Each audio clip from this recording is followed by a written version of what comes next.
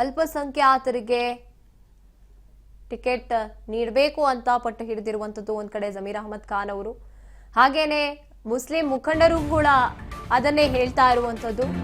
ಈ ಮಧ್ಯೆ ಬಾಗಲಕೋಟೆಯಲ್ಲೂ ಸಹ ಈ ಬಿಕ್ಕಟ್ಟು ಬಗೆಹರಿತಾ ಇಲ್ಲ.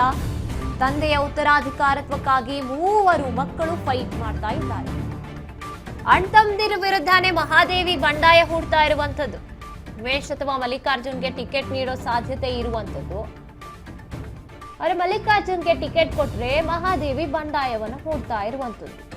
ಈಗಾಗಲೇ ಬಂಡಾಯ ಅಭ್ಯರ್ಥಿಯಾಗಿ ಕಣಕ್ಕಿಳಿಯೋಕ್ ಸಜ್ಜು ಆಗಿರುವಂತದ್ದು ಮಹಾದೇವಿ ಅವರು.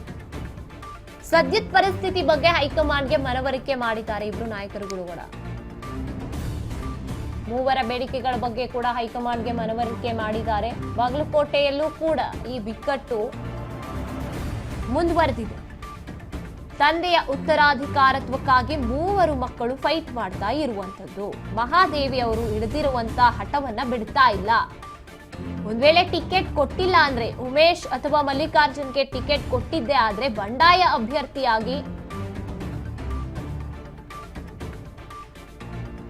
ಕಣಕ್ಕಿಳಿತೀನಿ ಅಂತ ಸಜ್ಜಾಗಿರುವಂತದ್ದು. ಅವರನ್ನು ಕೂಡ ಸಮಾಧಾನ ಪಡಿಸೋಕ್ ಮುಂದಾಗ್ತಾರೆ ಸಿಎಂ ಸಿದ್ದರಾಮಯ್ಯನವರು, ಡಿಸಿಎಂ ಡಿಕೆಶಿ ಅವರು. ಆದ್ರೂ ಕೂಡ ಸುಮ್ಮನಾಗೋಲ್ಲ. ಅಲ್ಲಿ ಒಪ್ಕೊಂಡ್ ಬಂದಿರ್ತಾರೆ, ಇಲ್ಲಿ ಬಂಡಾಯ ಅಭ್ಯರ್ಥಿಯಾಗಿ ಕಣಕ್ಕಿಳಿಯೋದಕ್ಕೆ ಸಜ್ಜಾಗ್ತಾ ಇರುವಂತದ್ದು. ಹಾಗಾಗಿ ಗೊಂದಲವೇ ಹೆಚ್ಚಾಗ್ತಾ ಇದೆ ಬಾಗಲಕೋಟೆ ಕ್ಷೇತ್ರದಲ್ಲೂ ಕೂಡ ಅಂತ ಹೇಳ್ಬೋದು. ಅಣ್ಣ ತಮ್ಮಂದಿರ ವಿರುದ್ಧನೇ ಮಹಾದೇವಿ ಬಂಡಾಯ ಹೂಡ್ತಾ ಇರುವಂತದ್ದು. ಒಟ್ನಲ್ಲಿ ಕುಟುಂಬದಲ್ಲೇ ಹೊಂದಾಣಿಕೆ ಈ ಒಂದು ಕ್ಷೇತ್ರದಲ್ಲಿ ಕಾಣಿಸ್ತಾ ಇಲ್ಲ. ಒಟ್ನಲ್ಲಿ ಮೇಟಿ ಕುಟುಂಬದವರು ಯಾರಾದ್ರೂ ಒಬ್ರು ಅಖಾಡಕ್ಕೆ ಎಂಟ್ರಿ ಕೊಟ್ಟರೆ ಆಯ್ತು, ಎಲ್ಲರೂ ಕೂಡ ಅಂದ್ರೆ ಏನು ಕ್ಷೇತ್ರಕ್ಕೆ ಏನೇನೆಲ್ಲ ಕೆಲಸಗಳು ಬೇಕು ಅದನ್ನ ಮಾಡೋಕೆ ಅಂತಾನೆ ನಾವು ರಾಜಕೀಯಕ್ಕೆ ಎಂಟ್ರಿ ಕೊಡುವಂಥದ್ದು ಅಂತ ಅನ್ಕೋತಾ ಇಲ್ಲ. ಇಲ್ಲಿ ಅವರವರ ವೈಯಕ್ತಿಕ ಪ್ರತಿಷ್ಠೆಗೆ ಅವರು ಹೆಚ್ಚು ಹೊತ್ತು ಕೊಡ್ತಿದ್ದಾರೆ ಹೊರತು ಕ್ಷೇತ್ರದ ಪ್ರತಿಷ್ಠೆ, ಗೆಲುವಿಗೆ ಏನೇನು ಬೇಕು ಅನ್ನೋದನ್ನ ಯೋಚನೆ ಮಾಡ್ತಾ ಇಲ್ಲ. 2 ಕ್ಷೇತ್ರಗಳಲ್ಲೂ ಕೂಡ ನಮ್ಮ ಕುಟುಂಬದವರು ಟಿಕೆಟ್ ಅಭ್ಯರ್ಥಿ ಆಗಿರ್ಬೇಕು, ಅಂದ್ರೆ ಗೆಲ್ಲಬೇಕು, ಅಖಾಡಕ್ಕೆ ಇಳಿಬೇಕು, ಅಥವಾ ನಮ್ಮ ಅಲ್ಪಸಂಖ್ಯಾತರು ಯಾರಿದ್ದಾರೆ ಅವರಿಗೆ ಒಂದು ಅವಕಾಶ ಸಿಗ್ಬೇಕು ಅನ್ನೋದು ಹೋಗ್ತಾ ಇದೆಯೇ ಹೊರತು ಅವರ ತಲೆಯಲ್ಲಿ ಗೆದ್ದ ನಂತರದಲ್ಲಿ ನಮ್ಮ ಜನತೆ ಏನ್ ಎಕ್ಸ್ಪೆಕ್ಟ್ ಮಾಡ್ತಾರೆ ಅಂತ ಕೆಲಸಗಳನ್ನ ನಾವು ಮಾಡ್ತಾ ಹೋಗ್ಬೇಕು. ಜನಕ್ಕೆ ಯಾರು ಸರಿ ಅಂತ ಅನ್ನಿಸ್ತಾರೆ, ಸಮರ್ಥರು ಅಂತ ಅನ್ನಿಸ್ತಾರೆ, ಅವರನ್ನ ನಿಲ್ಸೋಣ, ಚುನಾವಣೆಗೆ ಅವರನ್ನ ಗೆಲ್ಸೋಣ, ಅವರಿಂದ ಏನೇನೆಲ್ಲ ಕ್ಷೇತ್ರಕ್ಕೆ ಬೇಕಾಗಿರುವಂತಹ ಸಹಾಯಗಳನ್ನ ಕೆಲಸಗಳನ್ನ ಮಾಡ್ತಾರೆ ನೋಡೋಣ ಅನ್ನುವಂಥದ್ದು ಎಲ್ಲೂ ಕೂಡ ಕಂಡು ಬರ್ತಾ ಇಲ್ಲ.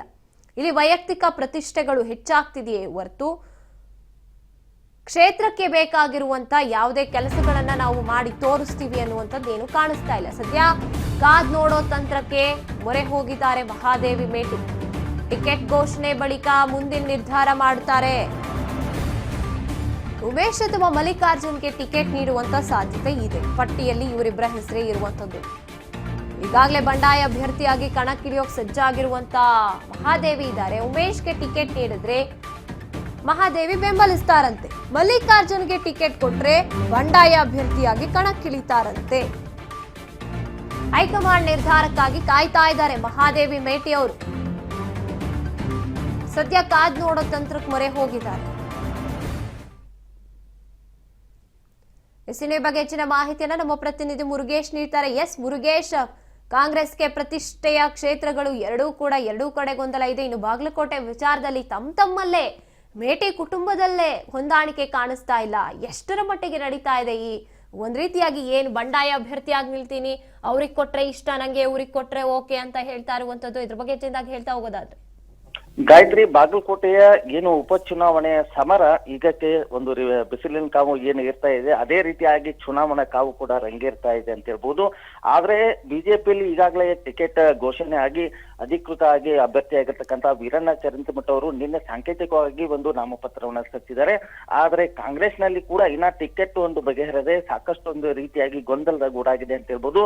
ಈಗಾಗಲೇ ದಿವಂಗತ ಮೇಟಿ ಅವರ ಏನು ತೆರವಾದಂತ ಕ್ಷೇತ್ರದಲ್ಲಿ ಈಗಾಗಲೇ ಅವರ ಅನುಕಂಪದ ಮೇಲೆ ಒಂದು ಅವ್ರ ಮಕ್ಕಳಿಗೆ ಟಿಕೆಟ್ ಕೊಡಬೇಕು ಅನ್ನೋ ನಿಟ್ಟಿನಲ್ಲಿ ಈಗಾಗಲೇ ಅವರ ಇಬ್ಬರು ಪುತ್ರರು ಇಬ್ಬರ ಪುತ್ರಿಯರ ನಡುವೆ ಸಾಕಷ್ಟು ಒಂದು ರೀತಿಯಾಗಿ ಪೈಪೋಟಿ ಏರ್ಪಟ್ಟಿದೆ ಅಂತ ಹೇಳ್ಬೋದು.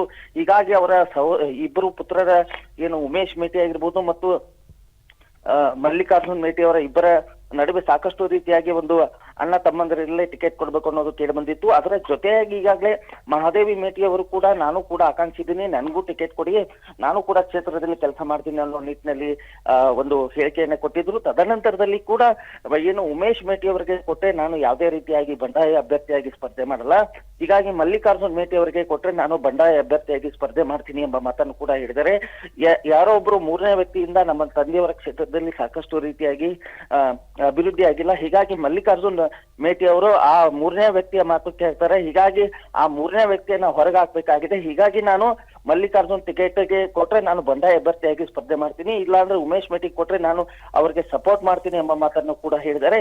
ಹೀಗಾಗಿ ಸಾಕಷ್ಟು ಒಂದು ರೀತಿಯಾಗಿ ಇನ್ನೂ ಟಿಕೆಟ್ ಬಗೆಹರಿದ ಕಾರಣ ಇನ್ನ ಈಗಾಗಲೇ ನಿನ್ನೆ ಅಷ್ಟೇ ಬೆಂಗಳೂರಿಗೆ ರಣಜಿತ್ ಸಿಂಗ್ ಸುರ್ಜೇವಾಲಾ ಅವರು ಕೂಡ ಬಂದು ಈಗಾಗಲೇ ಯಾರಿಗೆ ಟಿಕೆಟ್ ಕೊಡ್ಬೇಕು ಅನ್ನೋದು ಒಂದು ಸಾಕಷ್ಟು ನಿನ್ನೆ ಅಷ್ಟೇ ಚರ್ಚೆ ಆಗಿದೆ ಅಂತ ಹೇಳ್ಬೋದು. ಈ ಚರ್ಚೆ ನಂತರದಲ್ಲಿ ಇವತ್ತು ಏನು ಟಿಕೆಟ್ ಘೋಷಣೆ ಆಗತ್ತೆ ಅದರ ಮೇಲೆ ಒಂದು ನಿರ್ಧಾರವನ್ನ ಮಹಾದೇವಿ ಮೇಟಿ ಅವರು ಇಟ್ಕೊಂಡಿದ್ದಾರೆ ಅಂತ ಹೇಳ್ಬೋದು. ಇವತ್ತು ಎಲ್ಲೇ ಒಂದ್ ಕಡೆ ಮಲ್ಲಿಕಾರ್ಜುನ್ ಮೇಟಿ ಅವರು ಕೊಟ್ರೆ ಬಂಡಾಯ ಅಭ್ಯರ್ಥಿಯಾಗಿ ಮಹಾದೇವಿ ಮೇಟಿ ಅವರು ಸ್ಪರ್ಧೆ ಮಾಡ್ತಾರೆ ಮತ್ತು ಉಮೇಶ್ ಮೇಟಿ ಅವರು ಕೊಟ್ರೆ ಅವರಿಗೆ ಸಪೋರ್ಟ್ ಮಾಡ್ತೀನಿ ಎಂಬ ಮಾತನ್ನು ಕೂಡ ಹೇಳಿದ್ದಾರೆ. ಆದ್ರೆ ಇನ್ನೊಂದು ಕಡೆ ಬಾಯಕ್ಕ ಮೇಟಿ ಅವರು ಕೂಡ ಇಬ್ಬರಿಗೂ ಯಾರಿಗೆ ಟಿಕೆಟ್ ಕೊಟ್ಟರು ನಾ ಇಬ್ಬರಿಗೂ ಸಪೋರ್ಟ್ ಮಾಡ್ತೀನಿ ಎಂಬ ಮಾತನ್ನು ಕೂಡ ಹೇಳಿದರೆ, ಹೀಗಾಗಿ ಒಂದು ರೀತಿಯಾಗಿ ಟಿಕೆಟ್ ಗೊಂದಲಕ್ಕೆ ಸಾಕಷ್ಟು ಕಾಂಗ್ರೆಸ್ ನಲ್ಲಿ ಕಗ್ಗಂಟಾಗಿದೆ ಅಂತ ಹೇಳ್ಬೋದು. ಎಸ್, ಧನ್ಯವಾದ ಮುರುಗೇಶ್ ನಿಮ್ಮೆಲ್ಲ ಮಾಹಿತಿಗಾಗಿ.